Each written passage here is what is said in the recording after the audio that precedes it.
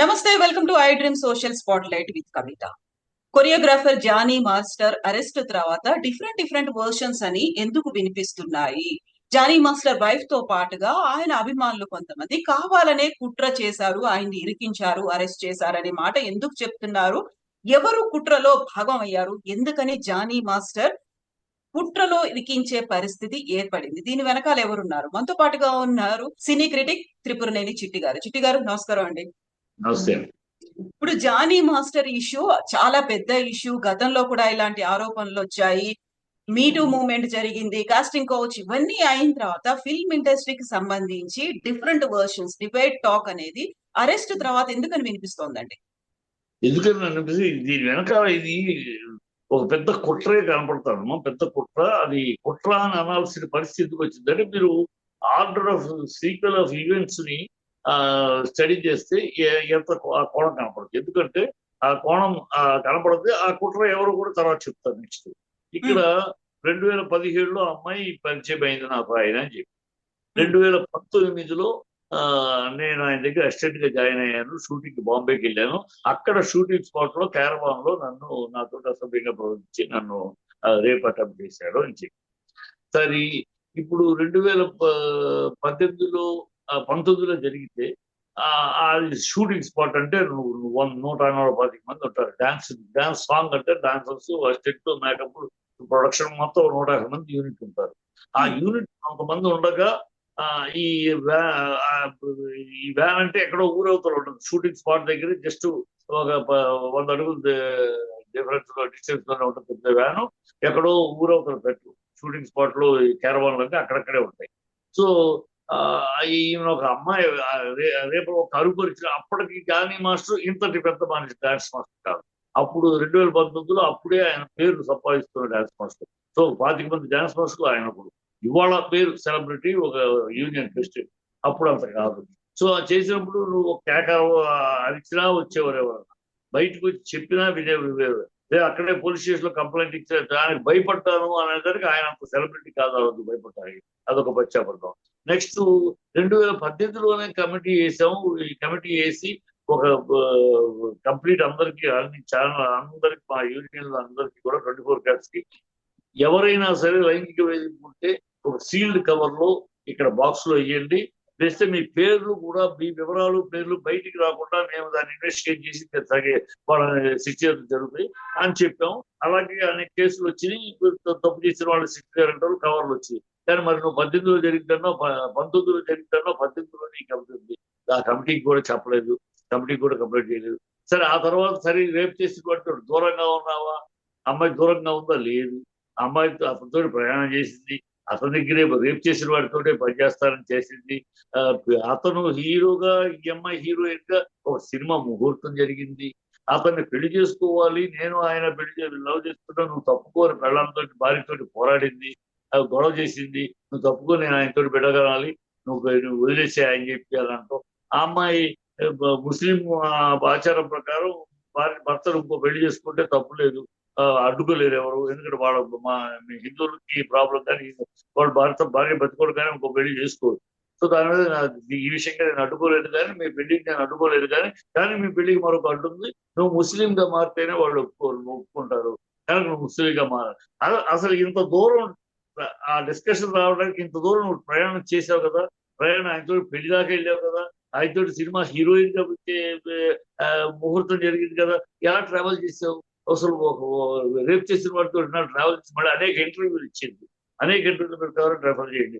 ఆయనే నాకు దేవుడు, ఆయన నాకు జీవితాన్ని ఇచ్చాడు, ఆయన నాకు ఎంతో హెల్ప్ చేశాడు, నాకు అండగా ఉన్నారు, నాకు నేను ఇవాళ ఈ స్థాయిలో ఉన్నానంటే జానీ మాస్టర్ అనేక వీడియోలు చెప్పారు. అంటే ఎన్నాళ్ళు ఆయనతో ట్రావెల్ చేసి ఆయనతో ప్రయోజనం పొందుతూ ఆయన నాకు కావాలని ఆయన భార్యతో గొడవ చేస్తూ ఇంత దూరం వెళ్ళి ఇవాళ సడన్ గా 6 సంవత్సరాల తర్వాత సడన్ గా ఆయన ద్రోహి, ఆయన చేశాడు, ఇప్పుడు నన్ను గెలిచాడు అని చెప్పటంలో ఔచిత్యం ఏమిటి? ప్లస్ ఎందుకు చెప్తున్నారు? ఇది ఆధారం లేని ఆరోపణ ఎందుకు చేస్తుంది? ఇవాళ ఆధారం దొరకదు. 2019లో రేపు జరిగితే ఇవాళ మెడికల్ టెస్ట్ తీసినా కూడా ఆ అమ్మాయి రేపు చేయబడిందా లేదా ఏ సంస్థకు మెడికల్ గా దొరకవు. సో ఆధారం కూడా దొరకడానికి వీలు లేకుండా ఒక ఆరోపణ అప్పుడు జరిగిందని, ఇప్పుడు కాకుండా. ఇవన్నీ చూస్తా ఉంటే ఇవన్నీ ఎవరో ప్లాన్ చేసి ప్లాన్ చేసిన కుట్ర కనపడదు ఎక్కడ. ఎందుకంటే ఈ అమ్మాయి ఎంత తెలివిగలదా, ఆయన్ని పోక్సో కేసులో ఇరికించాలి, ఆయన్ని సినిమా ఫీల్డ్ బ్యాన్ చేయాలి. ఈ సినిమా ఫీల్డ్ బ్యాన్ చేయాలంటే షూటింగ్ స్పాట్ లో జరిగితేనే బ్యాన్ చేస్తారు.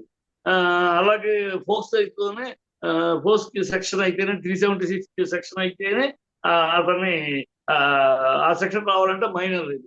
అంటే 2019లో ఏమై మైనర్, ఇప్పుడు మేజర్. కనుక ఇన్ని సంవత్సరాలు చేసినప్పుడు పోయిన సంవత్సరమో ఆ ముందు సంవత్సరమో మళ్ళీ అంటే ఎప్పటికప్పుడు నా మీద లైంగిక దాడి చేస్తాడు.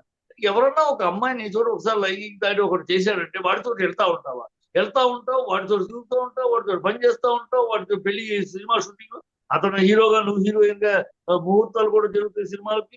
మళ్ళీ ఆయన లైంగిక దాడి ఎంత వినటానికి ఒక వింత కథగానో ఒక విస్తృతమైన నేపథ్యం కనపడతాను. ఇది ఎవరు తయారు చేశారు? ఇక్కడ రాజకీయం అనేది ఉంది. ఎందుకు రాజకీయం? దాన్ని నేను చెప్తాను. రాజకీయం అయితే చిట్టి గారు ఇప్పుడు 16 వయసు ఉంది అనుకున్నప్పుడు ముంబైలో కూడా సేమ్ ఇలాంటి వెరీ ఫస్ట్ టైం అది జరిగింది. ఆ తర్వాత జానీ మాస్టర్ ఆయన వైఫ్ కూడా వచ్చి నా మీద దాడి చేశారు అనే మాట కూడా చెప్తోంది తను. అది అమ్మాయి చెప్తారు.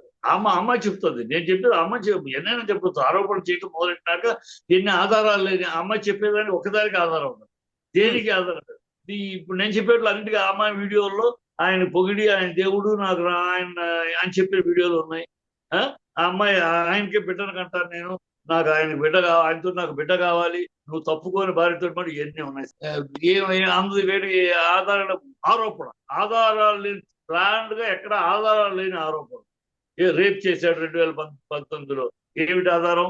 ఎక్కడ ఆధారం? అంత పబ్లిక్ ప్లేస్ లో రేప్ చేస్తే ఎవరికి తెలియదు. మెడికల్ టెస్ట్ చేద్దామంటే ఇప్పుడు మెడికల్ టెస్ట్ 4 ఏళ్ళ తర్వాత మెడికల్ ఏమి ఉండదు. ఒక నెల తర్వాత తీస్తేనే మెడికల్ టెస్ట్ తీస్తేనే సెప్టెంబర్ వరకు. ఇప్పుడు 4 ఏళ్ళ తర్వాత సో ఎవిడెన్స్ కూడా ప్రొవైడ్ చేయలేదు, కాదు అని చెప్పుకుంటారు. ఇది ప్లాన్డ్ గా, అందుకని ప్లాన్ చేశారు. ఒక ప్లాన్ చేసి అప్పుడు పెడదాం. ఇప్పుడు మరి ఇన్నాళ్ళు లైంగిక దాడి చేస్తుంటే ఈ సంవత్సరాలు ఈ చెప్పలా 2020, 2021, 2022, 2023 కంప్లైంట్లు మాత్రం ప్రతి సంవత్సరం దాడి చేస్తున్నాడు, ప్రతి సంవత్సరం లైంగిక దాడి చేస్తున్నాడు. కానీ రేప్ చేసింది మాత్రం పంతుంది. చిట్టి గారు ఇక్కడ ఫిల్మ్ కమిటీ దగ్గరికి వచ్చి తను కంప్లైంట్ చేసింది. ఇద్దరు స్టేట్మెంట్లు రికార్డ్ చేసిన తర్వాత మేమే సజెస్ట్ చేసాము తన్ని పోలీస్ స్టేషన్ కి వెళ్ళి కంప్లైంట్ చేయమని.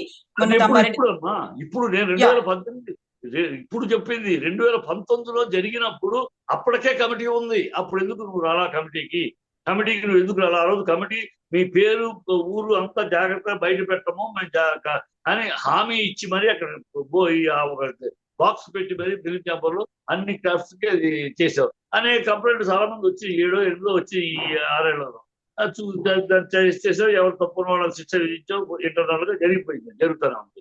ఎవరికి శిక్షలు బ్యాన్ చేయటమో వాళ్ళని సస్పెండ్ చేయటమో జరుగుతూ ఉన్నాయి. నువ్వెందుకు ఇవ్వలా? ఆ రోజు నీ పేరు రాదు బయటికి, నీ పేరు రాకుండా పరువు పొందే రాకుండానే హామీ ఇచ్చింది. అలాగే మిగతా వాళ్ళకి జరిగింది. నువ్వెందుకు ఇవ్వలా? ఆ రోజు ఎందుకు ఇవ్వలా 19లో? అంటే ఆ రోజేమో ఇప్పుడు ఎవరో కెరిగితే ఎవరికో వెపన్గా ఉపయోగపడతారు. ఈ ఎవరో అనేది నేను చెప్తాను. ఇది ఎక్కడ నేను అడిగే ప్రశ్నలో ఆ లైన్ క్లియర్ గా ఉంటే అమ్మాయి 17 నుంచి ఇప్పటిదాకా చెప్పిన లైన్లో ఎక్కడా క్లారిటీ స్ట్రైట్ లైన్ లేదు. ఇయ్యో అట్టా తిప్పొస్తుంది. అంటే ఎవరో ఏదో డిజైన్ చేస్తే వచ్చిన ఇదిగా ఉంది. అన్నిటికీ క్వశ్చన్ మార్క్. నువ్వు ఎందుకు చెప్పలేదు? భయం. ఏంటి భయం? అప్పుడున్న భయం రేప్ చేసినప్పుడు లేదు, 5 ఏళ్ల తర్వాత ఇప్పుడు వచ్చింది ఆ భయం. అంటే ఇవాళ అతను సెలబ్రిటీ అయ్యాడు, అతను బాగా మంచి పొజిషన్ లో ఉన్నాడు. సో ఇన్నాళ్ళు అతను చాటును పెరిగావు, అతను చాటును ఉన్నావు, అతనితో అన్ని పొందావు. నువ్వు ఆయన పొందాడు అనుకుంటున్నావు. సరే, నీ మాట ఆయన పొందాడు, నువ్వు పొందావు. ఇప్పుడు ఏదో నువ్వు ఆశించింది దొరకట్లా. ఒకటి అలా ఉండాలి, ఒకటి నీ స్వార్థంగా నువ్వేదో ఆయన ఆశించి దొరకలేదు. ఆస్తి అడిగావు, లేకపోతే ఇన్నాళ్ళు మన కలిసి కనుక నాకు ఇల్లు అడిగావు, ఏమి అడిగావు, ఏదైనా ఆయన ఇవ్వలేదేమో.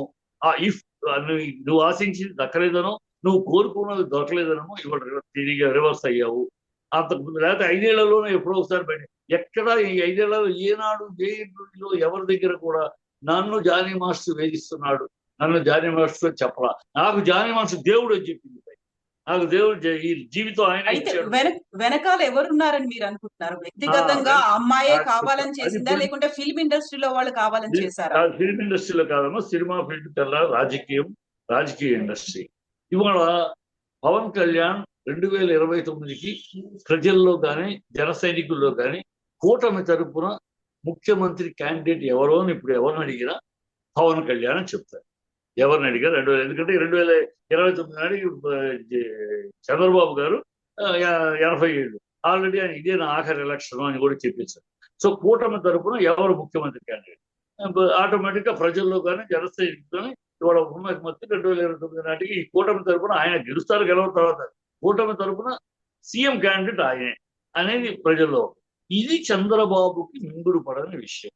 తన 50 ఏళ్ల తన రాజకీయ జీవితంలో 14 ఏళ్ళు 19 ఏళ్ళు 29 19 ఏళ్ళు సీఎం గా ఉండి తన కొడుకును ఆ స్థానంలో కూర్చోబెట్టకుండా ఇంకెవరో వచ్చి కూర్చుంటే అది ఆయన భరించలేదు పడదు. ఆయన కొడుకు కోసం ఆ ప్రేమ తప్పులేదు. ఏ తండ్రి తన కొడుకుని చూసుకుని ముందు పెట్టాలి వెళ్ళాలనుకుంటారు. ఇప్పుడు తన కొడుకును ముందుకు తీసుకురావాలి. 2029కి తన కొడుకు దీని పక్కన ముఖ్యమంత్రి లోకేష్ ముఖ్యమంత్రి అని చెప్పాలంటే అనేక ఇబ్బందులు ఉన్నాయి. ఎందుకంటే పవన్ కళ్యాణ్ చారిస్ నాకు ఉన్న చారిస్ లాగే పవన్ కళ్యాణ్ ఫాలో అయిన దాటుకుని వెళ్ళగలిగిన శక్తి సామర్థ్యాలు లోకేష్ కనుక చంద్రబాబు అతన్ని ముందుకు పుష్ చేయాలి.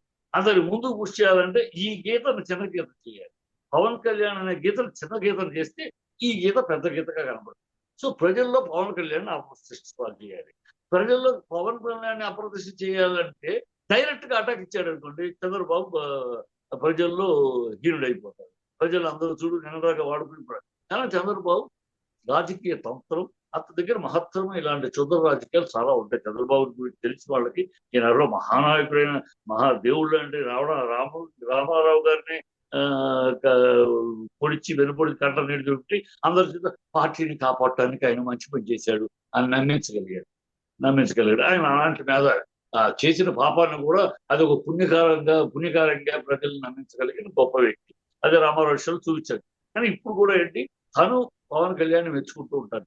ఎక్కడైనా చూడండి ఈ మధ్యకాలం పవన్ కళ్యాణ్ ఆహాహో మెచ్చుకోడు, తను మెచ్చుకుంటూ ఉంటాడు. వెనకాల ఈ పవన్ కళ్యాణ్కి ఏంటి కనెక్షన్ నేను అడగచ్చు.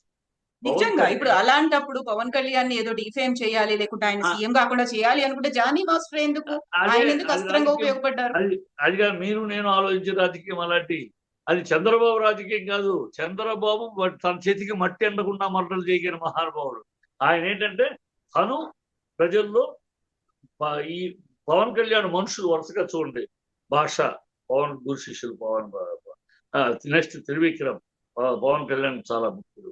నెక్స్ట్ హరీష్ శంకర్ పవన్ కళ్యాణ్కి దగ్గర అంటే పవన్ కళ్యాణ్ దగ్గర మనుషుల్ని ఒక్కొక్కరిని బదనాం చేస్తూ అలా ఒక్కొక్కరిని చూస్తూ ఉంటే ఫైనల్ గా ప్రజల్లోకి ఏమవుతుంది, ఇది ఎక్కడ కూడా పవన్ కళ్యాణ్ మనుషులు అందరూ ఇంతే ఆడాలతోటి అసహ్యమైన జీవితాలు వీళ్ళందరూ పవన్ కళ్యాణ్ దగ్గర ఉండే వాళ్ళందరూ ఇలాంటి వాళ్ళే.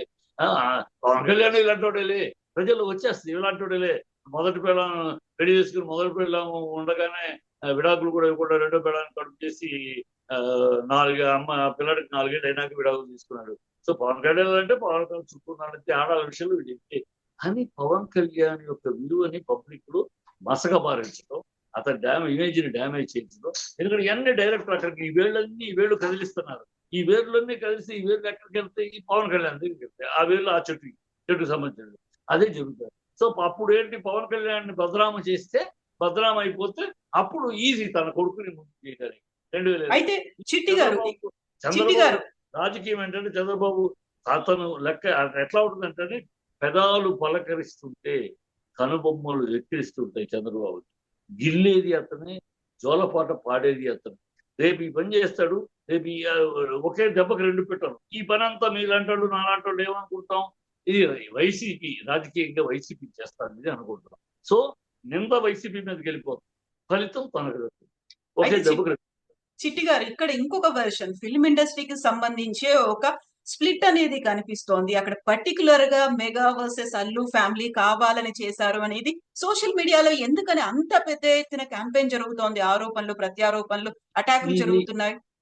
ఎందుకంటే అమ్మా ఇక్కడ నీకు ఒక అల్లు అర్జునే కాదమ్మా, ఒక జూనియర్ ఎన్టీఆర్ ఈ సినిమా ఫీల్డ్ లో వీళ్ళిద్దరూ ఎదుగుతున్నారు. బ్రహ్మాండంగా ఇండిపెండెంట్ గా ఎదుగుతున్నారు. ఎవరి షాడోను ఎవరి ఇదో కాకుండా వాళ్ళంతటి వాళ్ళు అలా కిగిలాగా నిలబడుతున్నారు. ఇది వాళ్ళ ఎదుగుదలని తట్టుకోలేకపోతున్నారు వాళ్ళ సంబంధికుల మనుషులే. ఈ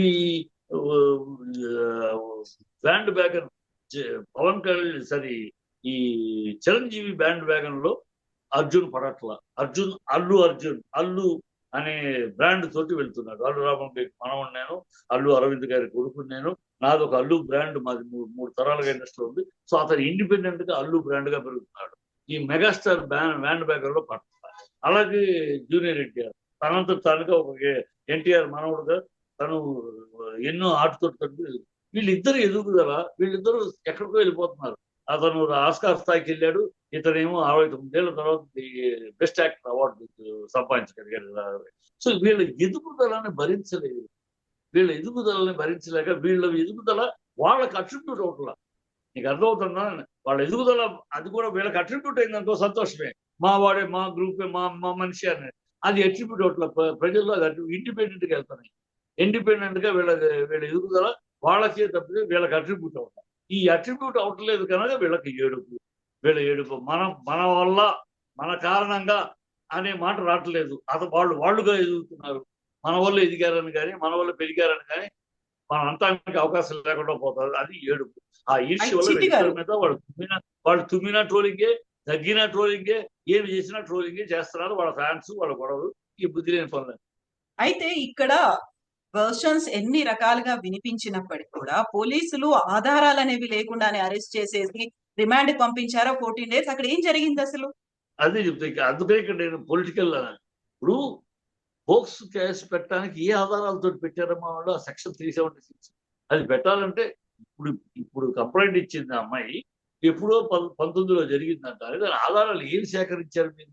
ఏ సాక్ష్యాలు కానీ? అమ్మాయి అంటే అదేమన్నా వేదవాక్క? అమ్మాయి అంటే గాస్పెల్ ట్రూతా? అమ్మ ఇలా అయితే ఏ ఆడపిల్లనే ఎప్పుడైనా ఎవరినైనా ఒక వేషం వాళ్ళందరూ కోపం ఉండి ఆ డైరెక్టర్ మీద 2-3 ఏళ్ళ తర్వాత నేను వేషం కోసం వెళ్తే నన్ను పెట్టుకున్నామన్నాడు అనొచ్చు. ఏ అమ్మాయి అయినా ఏమైనా అనొచ్చు కదా. ఏమైనా ఎవరి మీద కాసి కోపం ఉంటే కష్టం తీర్చుకోవడానికి లేదు. ఈ ఆధారాలు ఉండాలి. ఏమి ఫోక్స్ కేసు పెట్టడానికి 376 ఏం ఆధారం సేకరించారు పోలీసులు? ఏం ఆధారం సేకరించారు? ఏమీ లేదు. కోర్టు రేపు చూడండి, కోర్టు కొట్టేస్తుంది. రేపు జడ్జి ఈ పోలీసులను మందలిసి, గతంలో కూడా కొన్ని కేసుల్లో సుప్రీంకోర్టులో మందలించింది. మీరు ఊరినే సెక్షన్స్ ఉన్నాయి కదా అని ఇష్టం వచ్చినట్టు పెడితే ఎట్లా? మీరు ఆ సెక్షన్ కావాల్సిన ఆధారాలు ఏం సేకరించారు? మీరు ఏం సేకరించి పెడుతున్నారు? సెక్షన్స్ మీ ఇష్టాన్ని వాడతారని పోలీసులు మందలించింది కదా కొన్ని కేసులు ఇలాంటివి. సో రేపు కూడా చూడండి, కోర్టు పోలీసులు మందలిస్తుంది. ఇక్కడ పోలీసు ఎందుకు అంత ఉత్సాహంగా చేస్తుంది? ఒక పక్క రూలింగ్ ప్రభుత్వం, పవన్ కళ్యాణ్ యొక్క మనిషి అయినా ఎందుకు జరుగుతుంది? అక్కడ ఈ శక్తులు అండగా ఉంటున్నాయి ఆ పోలీసుకి. అందుకే చక అసలు ఇంటర్నేషనల్ దొంగను పట్టుకునేంత దీంట్లో గోవాకి వెళ్ళిపోయింది పోలీసు, అక్కడికి వెళ్ళిపోయింది, ఇక్కడ పోయి పరిగెత్తేది ఏదో ఇంటర్నేషనల్ దావూద్ ఇబ్రహీములు వీళ్ళని పట్టుకునే లెవెల్లో అంత చివరిలో పోలీసు ఎందుకు పనిచేస్తుంది? ఇలాంటి వాళ్ళని బట్టి. ఇక్కడ మళ్ళీ వినిపిస్తున్నది జానీ మాస్టర్ గతంలో ఇలాంటి పనులే చేసేవాడు, గతంలో ఆయన మీద కేసులు కూడా పెట్టారు, పార్టీలకు డ్రగ్స్ ఇలాంటివన్నీ వినిపించిన తర్వాత మీకు జానీ మాస్టర్ గురించి తెలుసా? జానీ మాస్టర్ ఎలా ఉండేవాడు? నాకు జానీ మాస్టర్ గురించి తెలుసమ్మా. ఆయన ఎలాంటి మంచివాడు అంటే ఇప్పుడు పూర్వతనంగా ఏదైనా జరుగుతుండొచ్చు అమ్మా. పూర్వతనంలో జరిగేది ఇప్పుడు తమిళనాడు చీఫ్ మినిస్టర్ స్టాలిన్ ఉన్నాడు కూడా.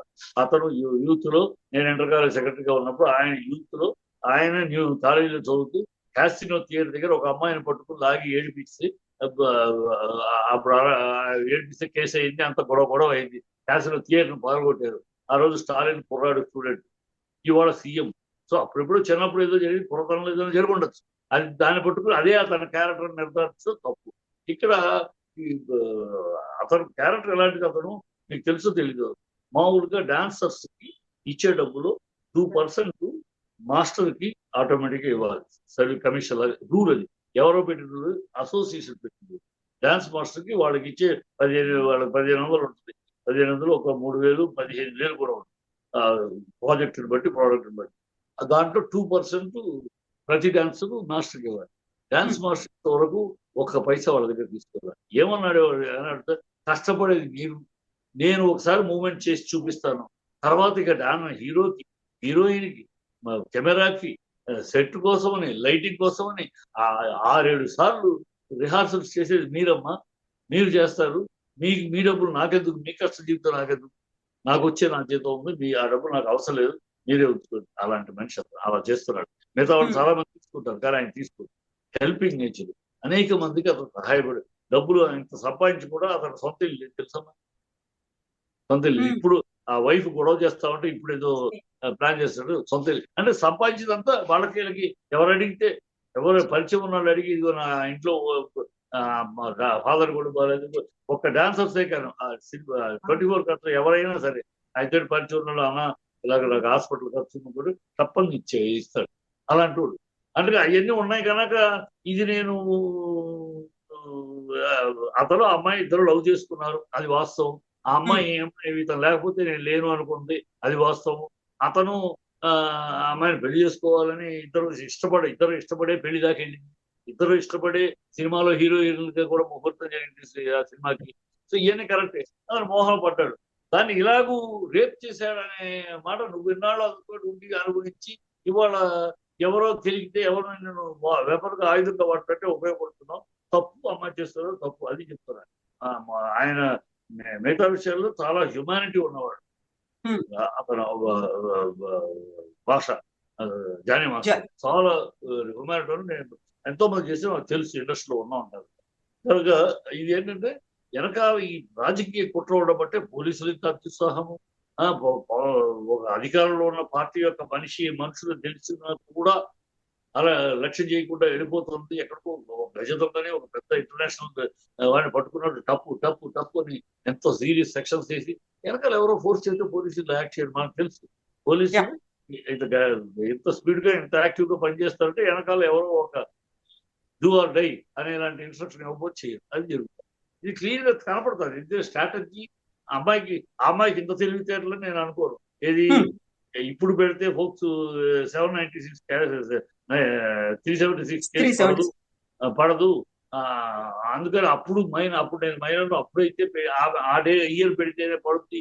ఈ కనుక అలా పెడితే ఈ 2 రకాలుగా ఇరుక్కుంటాడు. సినిమా బిడ్డ బ్యాన్ చేస్తాడు, అక్కడ జైల్లో ఉండిపోతాడు. ఇది ఇంత తెలివిగా బ్లాక్ చేయాలని ఆ అమ్మాయి కూడా ఉండదు. వెనకాల ఎవరో డ్రాఫ్ట్ చేశారు బ్యూటిఫుల్ గా తెలివితేటలుగా డ్రాఫ్ట్ చేసి ఈయన పాపం చేసి తప్పల్లో ఏంటంటే జానీ మాస్టర్ ఎస్కేప్ అయి ఉండకూడదు. డైరెక్ట్ గా ఫేస్ చేసి ఉన్నారు. ఎస్కేప్ అయ్యేటప్పుడు వాళ్ళంటే మామూలు జనాలు కూడా తప్పు చేయకపోతే ఎందుకు పారిపోయాడు ఇది మన ఆటోమేటిక్ అనే మాట. అతను పారిపోయింది. కోర్టులో బెయిల్ తెచ్చుకుంటా కలుద్దాం. ఇలా గతంలో ఒకసారి ఆయనకి అలా మాట్లాడటానికి పిలిచి పోలీస్ స్టేషన్ లో గతం చేసినప్పుడు మాట్లాడటానికి ఏం లేదు మీరు రండి డిస్కస్ చేద్దాం తక్కువ నేను మాట్లాడటానికి వెళ్ళినాక ఆమె లోపలేసాను. అందుకని వీళ్ళు ఈ పోలీసులు ఇలా చేస్తారు తెలుసు జస్ట్ రండి ఎంక్వైరీ కోసం పిలుస్తారు తలకాయ మనకి. అందుకని బెయిల్ తెచ్చుకుని వద్దామని బయటికి వెళ్ళాడు. అది ఎవరో రాంగ్ గైడెన్స్ ఇచ్చారు ఆయన్ని. అందుకని మిస్ అయ్యాడు. అది వీళ్ళకి గట్టి పొట్టాయి. తప్పు చేయకపోతే ఎందుకు పారిపోయాడు అది. ఇది he will come out clean డెఫినెట్గా.